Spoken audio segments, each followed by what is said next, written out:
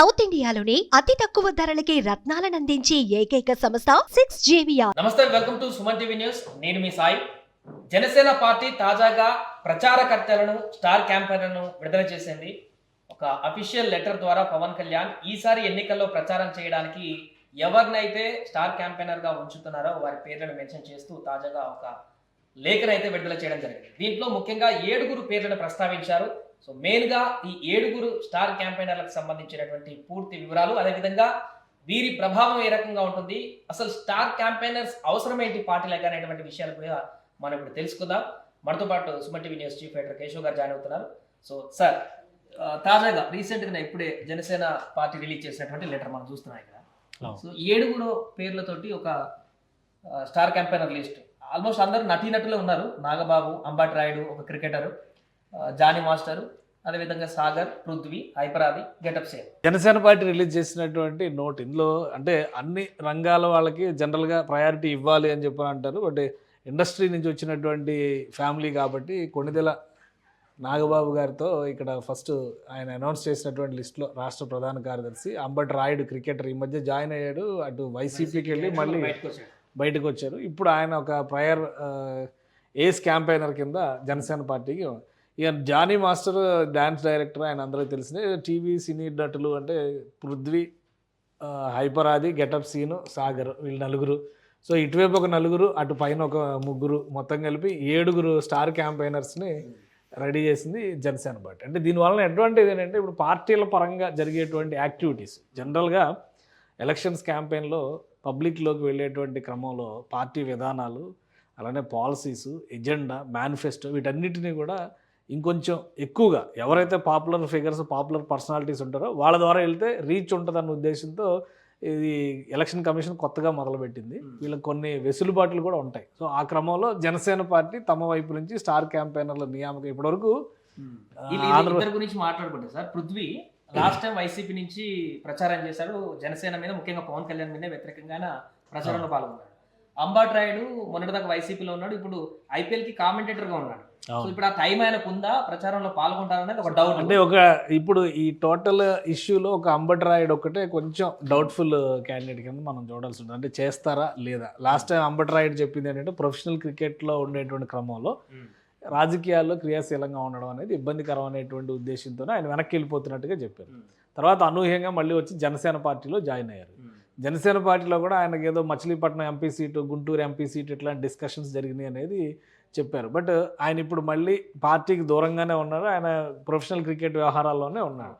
So వీళ్ళు star క్యాంపెయినర్గా పెడితే ఆయన ఎంతవరకు యాక్సెప్ట్ చేస్తారు. సో ఆ యాక్సెప్టెన్స్ తీసుకుని పెట్టారా లేదా అనేది, అంటే ఉంటారా లేదా అనేది కూడా చర్చ జరిగింది. బట్ ఆ యాక్సెప్టెన్స్ లేకుండా జనసేన పార్టీ డిసైడ్ చేసిందని నేనైతే అనుకోవట్లేదు. ఎందుకంటే ఇది జనసేన పార్టీ అధ్యక్షులు నియమించినటువంటి స్టార్ క్యాంపెయినర్లు అనే ఉద్దేశంతోనే పవన్ కళ్యాణ్ గారు నియమించారని రాశారు. ఆంధ్రప్రదేశ్ పార్లమెంటు, అసెంబ్లీ, పార్లమెంటు ఎన్నికల్లో జనసేన అభ్యర్థుల పక్షాన ఎన్నికల ప్రచారం చేయడానికి స్టార్ క్యాంపెయినర్లు పార్టీ అధ్యక్షులు శ్రీ పవన్ కళ్యాణ్ గారు నియమించారు. సో కాబట్టి ఒక కన్సెంట్తోనే చేసి ఉండే అవకాశాలు ఎక్కువగా ఉన్నాయి. వీళ్ళకి వచ్చేటువంటి కొన్ని అంటే ఒక్క అంబటి రాయుడు మినహా మిగతా వాళ్ళందరూ కూడా ఇప్పుడు ప్రతి 175 కాన్స్టిట్యున్సీస్ ఉన్నాయి. 21 చోట్ల జనసేన పార్టీ అభ్యర్థుల్ని నిలబెడుతుంది. సో ఆ నియోజకవర్గాలన్నింటిలో వీళ్ళు తిరగడానికి స్టార్ క్యాంపెయినర్స్తో వచ్చేటువంటి ఒక అడ్వాంటేజ్ ఏంటంటే నార్మల్గా ఒక అభ్యర్థి ఒక నియోజకవర్గానికి మాత్రమే పరిమితం అయి ఉండేటువంటి అవకాశాలు ఉంటాయి. అలానే పార్టీలో ఉండేటువంటి పదవుల రీత్యా హై పొజిషన్స్లో ఉన్నవాళ్ళు, ఇప్పుడు పార్టీ అధ్యక్షుడు ఉన్నారు, నియోజకవర్గాలన్నీ కవర్ చేసుకోవాలి. సో అదే తరహాలో ఇంకొంచెం విస్తారమైనటువంటి బాధ్యతలు ఇచ్చేందుకు స్టార్ క్యాంపెయినర్ల నియామకం అనేది జరుగుతుంది. సో వాళ్ళకి ఎక్స్పెండిచర్ కూడా పార్టీ ఎక్స్పెండిచర్లోకి వెళ్తుంది, అభ్యర్థుల ఎక్స్పెండిచర్. ఎందుకంటే లెక్క కూడా చూపించాలి కదా.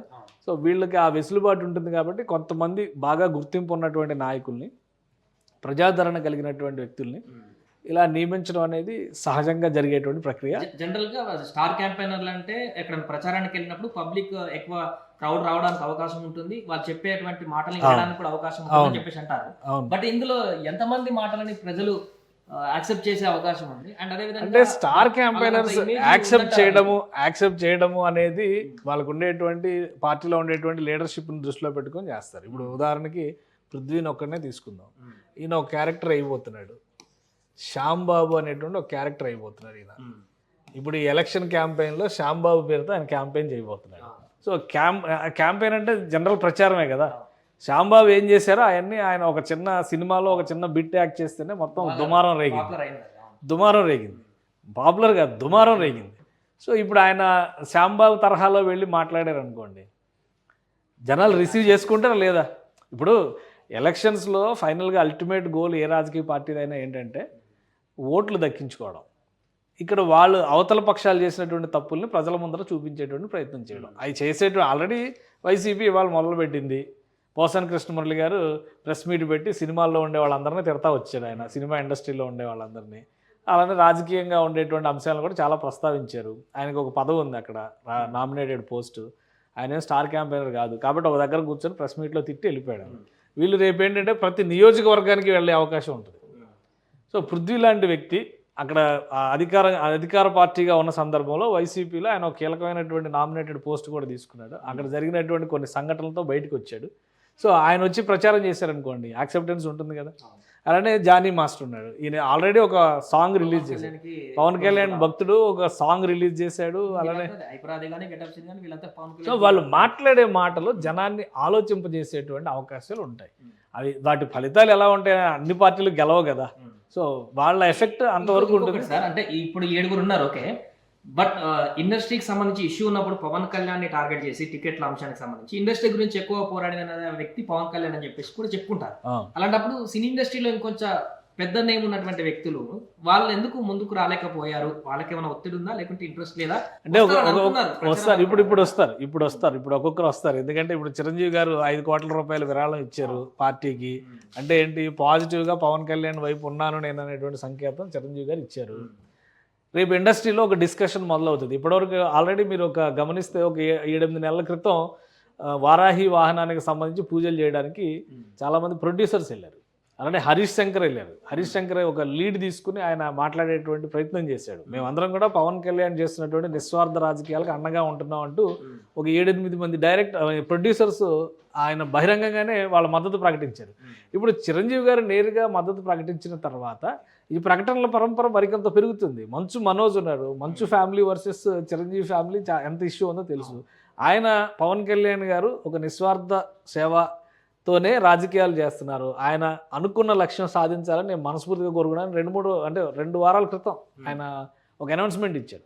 కానీ మాట్లాడతారు, కాకపోతే ఏంటంటే రాజకీయాల్లోకి వచ్చి మాట్లాడడం, ఈ ప్రచార సభలకు వచ్చి మాట్లాడడం, ఈ రెండు వేరు.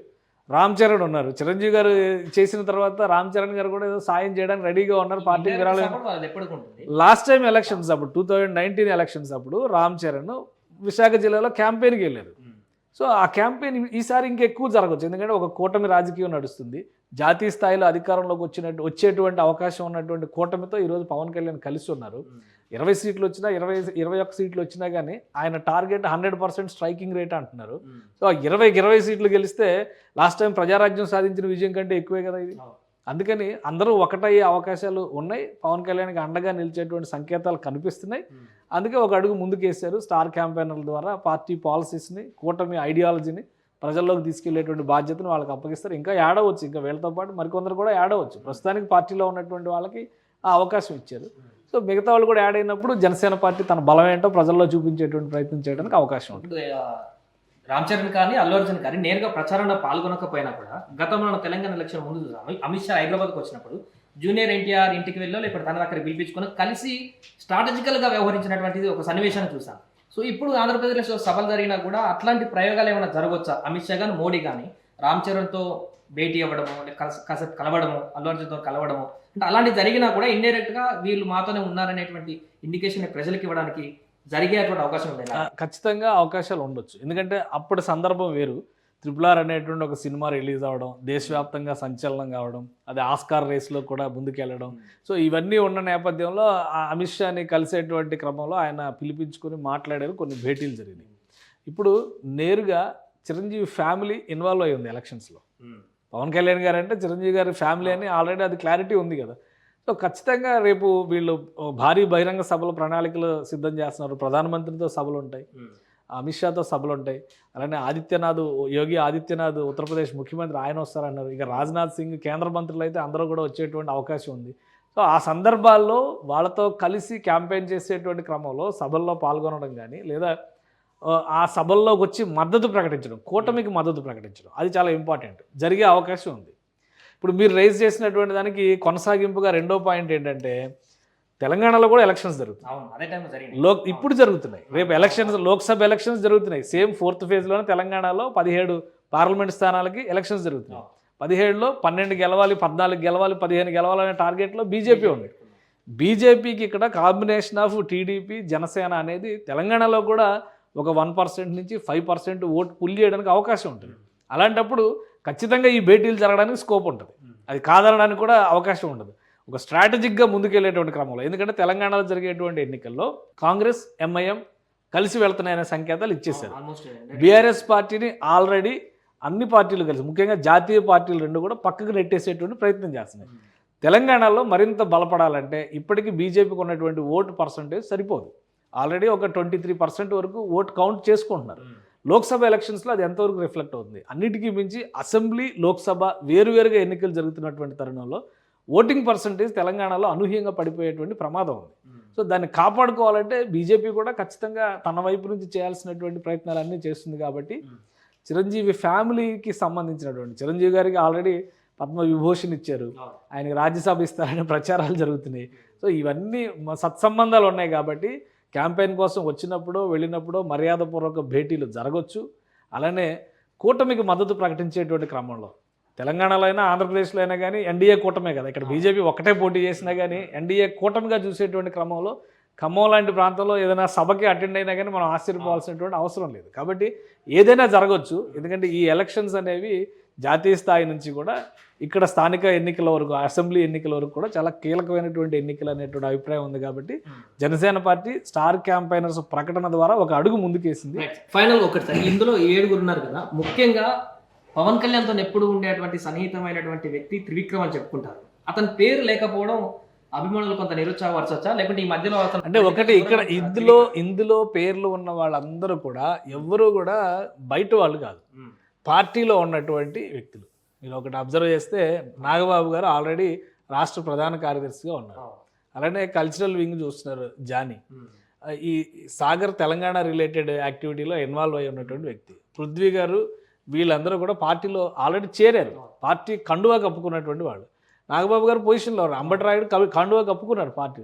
సో పార్టీలో ఉన్న వాళ్ళని స్టార్ క్యాంపెయినర్గా సెలెక్ట్ చేసుకోవచ్చు. త్రివిక్రమ్ శ్రీనివాస్ ఐడియాలజికల్ బేస్ అయి ఉండొచ్చు, ఆయన సిద్ధాంతపరంగా మద్దతు ఇస్తున్నటువంటి వ్యక్తి కావచ్చు. హరీష్ శంకర్ ఉన్నాడు, పవన్ కళ్యాణ్ అంటే అభిమానం కాబట్టి ఆయన మద్దతు ఇస్తున్నారు.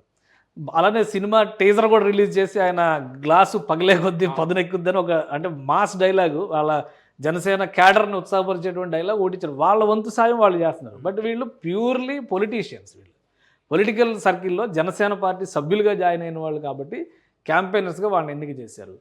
అవసరానికి పట్టి అక్కడ ఉండేటువంటి రాజకీయ మార్పులు, ప్రత్యామ్నాయాలు, అక్కడ ఉన్నటువంటి సమీకరణలు దృష్టిలో ఉంచుకొని ఎవరినైనా కానీ పవన్ కళ్యాణ్తో సత్సంబంధాలు ఉన్నవాళ్ళు, సన్నిహితంగా ఉన్నవాళ్ళు ఎవరినైనా కానీ సభలకు ఆహ్వానించవచ్చు, క్యాంపెయిన్కి ఆహ్వానించవచ్చు.